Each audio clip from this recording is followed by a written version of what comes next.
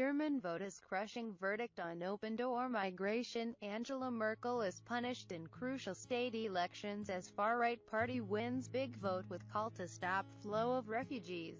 German voters turned to the far right in droves yesterday in a damning verdict on Angela Merkel's open-door border policy. In regional elections she was humiliated by the anti-immigrant AfD, Alternative for Germany, party, formed just 3 years ago.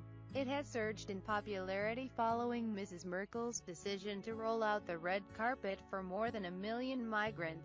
Frauke Petry, who leads the Eurosceptic party, has suggested German border guards should open fire on illegal immigrants.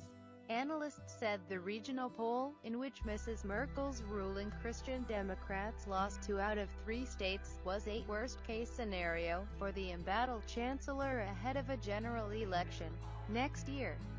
The timing made it a virtual referendum on Germany's refugee policy. It will also be seen as an indictment of the failure of Europe's ruling classes to acknowledge the public's fears about migration. Mrs. Merkel's welcome for arrivals from Syria, other parts of the Middle East and North Africa, has caused chaos across the continent. Initially, the incomers were greeted by crowds of well-wishers.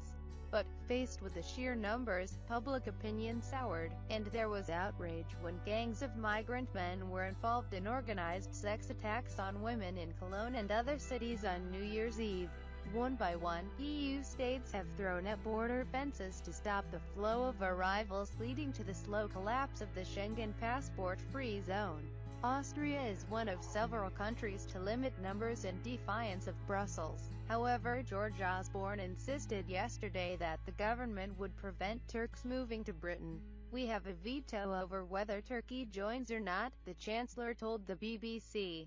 "We can set conditions and we have made it absolutely clear that we will not accept new member states to the European Union and give them unfettered free movement of people unless their economies are much closer in size and prosperity to ours.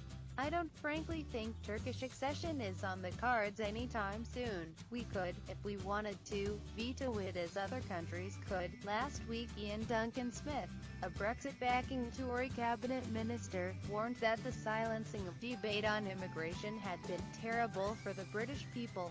Around 110,000 migrants crossed the Mediterranean to Europe in the first 7 weeks of this year, according to the International Organization for Migration.